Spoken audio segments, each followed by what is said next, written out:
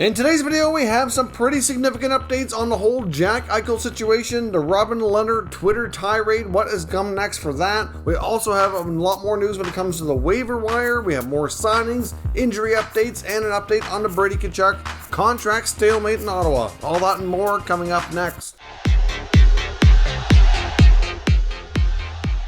So welcome back to another video here at Top Shelf Hockey. As I mentioned, we have some pretty significant updates here tonight. We have a lot of news to cover, so let's dive right in and get started. First up, before we get into the Lehner and Tkachuk and Eichel stuff, we have a few other smaller news and notes to cover off here first.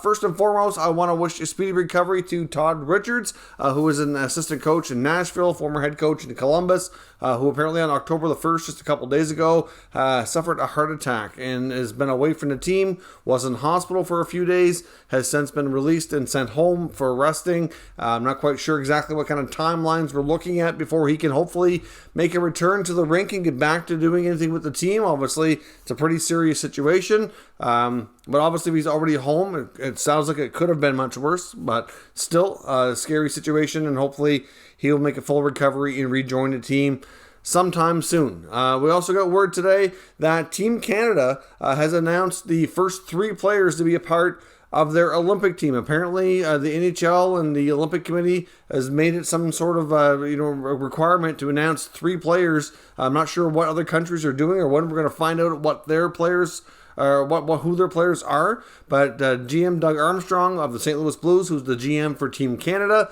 did announce today that Sidney Crosby, Connor McDavid, and defenseman Alex Pietrangelo were the 3 first names added to Team Canada's roster, so really no surprises at all.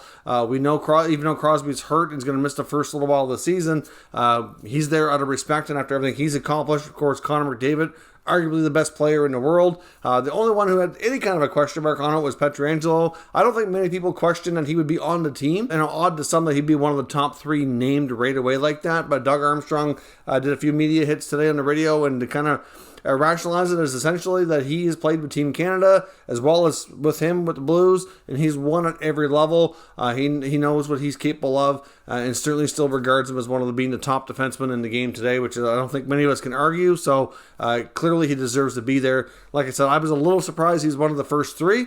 Not surprised in the least, though, that he would be on the team. I fully pegged him to make it when I've done my roster projections here in the past. So certainly some interesting news there, and we'll have to see what we get for news out of other countries when they name any of their players here, which I assume should be coming soon. As I mentioned, we have a lot of news from the waiver wire here today. I'll give you a graphic on the screen. Still quite a large list going through here daily.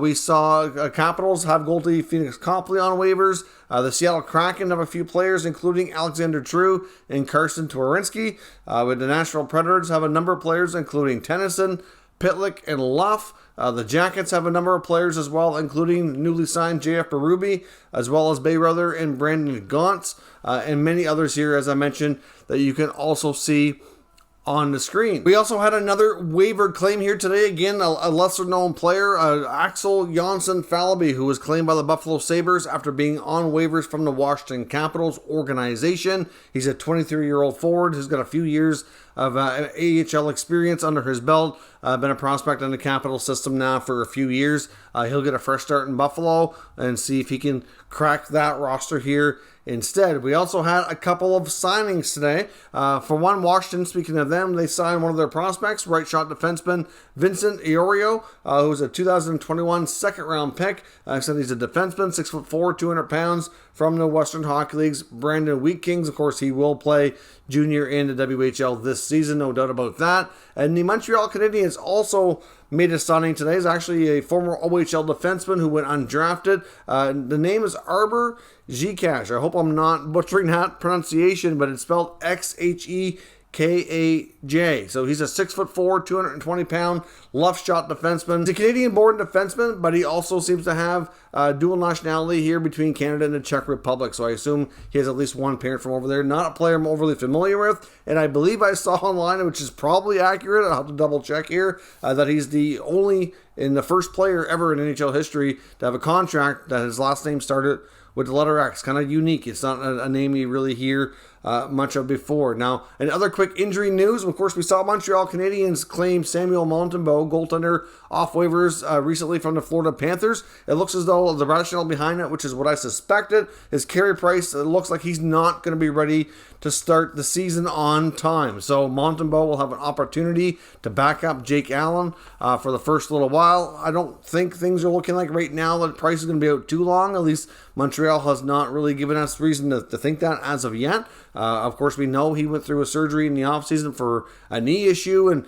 had been battling a knee and hip problem that he had saw some specialists for ahead of the expansion draft. I'm sure you all remember that whole debacle about how he waived his no move clause and all that stuff. Makes sense why they picked up Montembeault, just to give them some extra security, and Caden Primo can stay down in the American Hockey League for Laval and obviously get lots of playing time as their starting guy down there. No point in him being up just to sit on the bench when he can play meaningful games at the AHL level. Now, there's also a variety of reports today on the Brady Tkachuk contract stalemate with the Senators. We recently heard Elliotte Friedman talk today, actually this evening, on the broadcast for the Leafs-Sens game, saying that at this point it looks like it's a difference in term. Looks like the Senators have been pushing a long-term deal the entire time, and that Tkachuk really wants a bridge deal. So we're looking at probably a 3-year contract. So it seems like he's reporting that term seems to be the sticking point.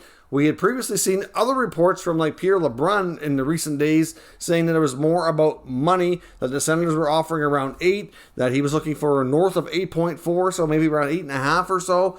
I was thinking you could probably bridge that gap, meet halfway, and get the deal done. But so there's a mixed variety of reports out there. And we also saw actually Andy Strickland, who covers the Blues and actually would have likely some kind of inside knowledge on the Tkachuk family and works for Bally Sports in the St. Louis area, is reporting to today that he, according to his information, that it's about term as well. So I guess we will see where things go. I completely understand a lot of these young RFAs wanting a bridge deal with a flat cap situation and also wanting to see where things go with their teams, how competitive are they going to be, and all that, especially teams like Vancouver and Ottawa, coming out of rebuilds, and obviously the Canucks have been, obviously out of their rebuild a little bit longer, but still trying to project where the team is going to be in 2, 3, 4 years down the road can be difficult to do. You want to see what kind of commitment is there from ownership to spend and all that. So, and it also from their own financial perspective, in 3 years' time is likely when we're going to see a bigger bump in salary cap. At least that's what's projected right now. So it makes sense that they could get a much bigger raise and get a longer-term deal then. Of course, you do run the risk, if you go a 3-year deal, that at that point, there's still only 1 more year away from being an unrestricted free agent, that you can do a 1-year contract at that point. Let's say you can't come to terms. You have to do a 1-year deal either through arbitration or by them accepting their qualifying offer, and then they walk straight to free agency. And you don't really want to see that and have your player be eligible the first day that they can be and risk losing them. So you got to take care of them ahead of time, but that's proven difficult here in this situation. So we'll have to see where things go for them to come to a resolution and get a contract signed, sealed, and delivered. I mean, if he wants to play all 82 games, he's got to get this deal done probably in the next 24 hours or so. Otherwise, he's likely missing at least the first game or two. There's just no time for him to get to Ottawa, go through everything, have a few practices, and be 100% ready. They did actually interview Coach DJ Smith and ask him about it today as well, and he basically said that he's staying out of it, staying in his lane. His job is to coach the players and not do the contracts. That's up to management, and he's just going to worry about the players that are there. That's really all he can do, which is exactly what I would expect him to say. So hopefully they come to a solution here soon. Now, of course, as we mentioned, we knew that today's news cycle was going to be dominated by the Robin Lehner situation and possibly further updates on the Eichel situation. And there's all kinds of chatter about both on various media outlets. Several podcasts came out today as well talking about these very topics. And when it comes to Robin Lehner, a few things that we do know: he has not released any further information on Twitter. And it sounds like at this point, as long as communication is happening and things are being investigated or talked to with him privately between the PA and the league, that is likely going to stay that way because that's what he wants. He wants, obviously for things to change, for what he's looking for. He's trying to obviously, mainly proposed here that they have more freedom of choice when it comes to their own personal health and medical situations. And obviously he has concerns about some of the drug issues that he's been talking about as well, which is what he thinks. Now, one thing he did clarify today, yesterday or Saturday actually, when he put out all this information, one thing he did sling some slander towards Alain Vigneault, head coach of the Flyers, and he did kind of walk things back and kind of clarify a bit today. When he was talking about Vigneault, he did not mean to make it sound like he was accusing him of pushing any kind of drugs towards players or pushing pills or anything of that nature. That is not what he meant. His anger towards Vigneault is how he treats players. He did clarify that through Frank Saravalli, and I think he talked to a few other outlets as well, mostly via text, to confirm that. He has issues with Vigneault based on how the reputation he has for treating players. That's what he said was needing to change, not that he was in regards to that. He also clarified today that it was not anything to do with Vegas that he's talking about when it comes to saying what these issues are. He also did say that had nothing to do with the New York Islanders. The Islanders were not like that, and that Lou Lamoriello would not let that happen. So obviously not talking about that. So I'm not sure exactly what experience he's talking about. He was in Chicago for a year. He was in Buffalo for a long time. And of course, he was in Ottawa when he was young. But at that time when he was in Ottawa, when he was dealing with a lot of stuff on his own. So I really don't know what experience he's referring to when he's obviously seen a lot of these things happening. But at the end of the day, the main thing that he started out talking about here was the whole Eichel situation. He's even admit that he and Eichel have not seen eye to eye the entire time they were teammates. But at the end of the day, here's a lot of the players behind the scenes seem to feel like that this is a whole messy situation. It's terrible for the league. It's bad for everybody. And they'd like to see something get, a solution be found here sooner than later. Now, obviously, when it comes to Eichel and the whole thing, like I said, a lot of media outlets were talking about it here today as well.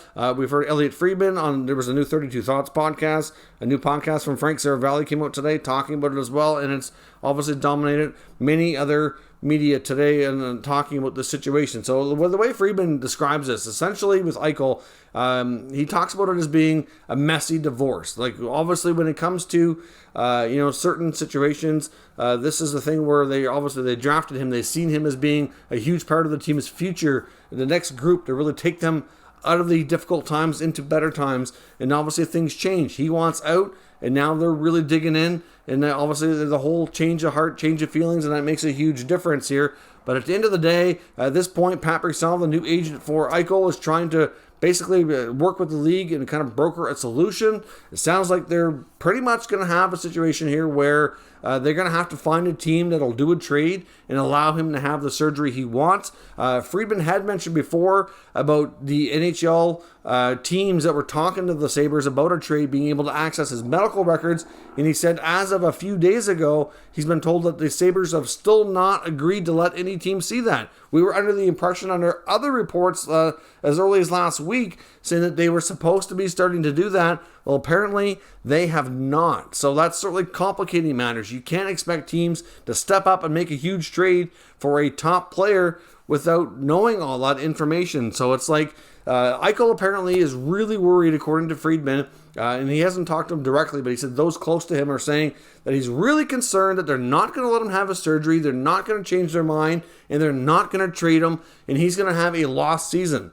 And he's also concerned that they might try to suspend him and withhold his pay. So I completely understand this situation as being extremely messy. It's bad for everybody, as we've said.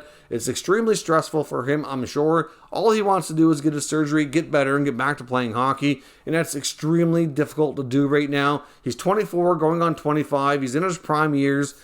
It makes it really, really tough. Now, they did also talk between Friedman and Merrick, because Jeff Merrick actually has a new show which replaced Hockey Central called The Jeff Merrick Show. Friedman was his first guest, so they talked about it on there as well as the 32 Thoughts podcast. On the Jeff Merrick Show, Friedman did go into a little bit more details talking about teams that were expressing interest before when it comes to Eichel to see where there could possibly be a solution. He said he doesn't think Vegas is really going to be able to pull this off. I know that he said that Peyton Krebs was a major part of what the Sabres are going to want, and that the Golden Knights have no interest in doing that. They obviously they're very interested in the player, made some offers or had some conversations at least, and Krebs is a player that they have no interest in trading, and so he said he doesn't feel like there's really a fit there, but he did go on to mention the Calgary Flames. He said the Calgary Flames were a team that really didn't get a ton of media attention of being in the Eichel situation and in the sweepstakes, but he said that they were very, very big into it. Now, they were also around that time talking about teams they thought might be okay with allowing Eichel to have the surgery he wants. Now, he didn't come out and explicitly say that the Flames were one of those teams. He said he could not do that because obviously, like the conversations that are going on between agent Pat Brisson and these other teams trying to broker a deal, and the league being involved a little bit, like they have to be careful here. They kind of, make sure there's no tampering going on. So they have to kind of walk a fine line in what they are able to do. But, based on what he was saying, I kind of wonder if there was some talk that maybe the Flames might be open to that, but we cannot confirm that. So we can't say that that's with certainty at all. However, we did hear the Flames name mentioned before, but as I would agree, it's not a team that really gets a ton of press when it comes to talking about Eichel. We've heard a lot about the Rangers. We've heard a lot about Minnesota. We've heard a lot, to a degree, a fair bit about Eichel, especially after Vegas lost out in the playoffs and it was clear the top center was a glaring need for them. So those were kind of some of the main teams. We hear Boston off and on because Eichel's from there, but again, a difficult deal to pull off. We've heard some other teams too, like the Anaheim Ducks. The Kings were a team mentioned a ton early on. Now it's clear and evident that they could not pull that off based on all the moves they made in free agency. But the Flames are a team that desperately needs change. And at this point, he said on the podcast, or on the Jeff Merrick show, that nobody ever said Eichel wouldn't go to Calgary. At this point, if the Sabres find a deal for him anywheres, as long as he's able to have his surgery, I really don't think he's going to care. That the main thing is getting healthy and getting back to playing hockey.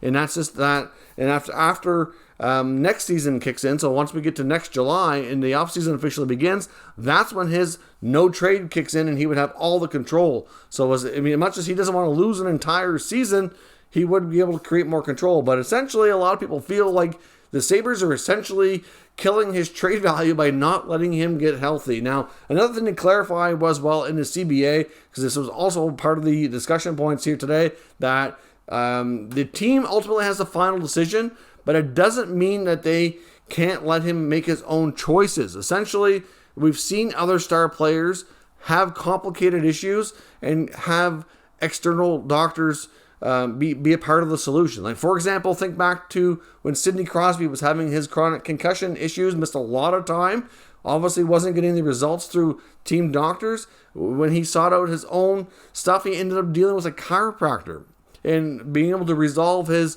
concussion symptoms that way and get back to playing hockey. We've seen he's been a top player in the game ever since he's come back.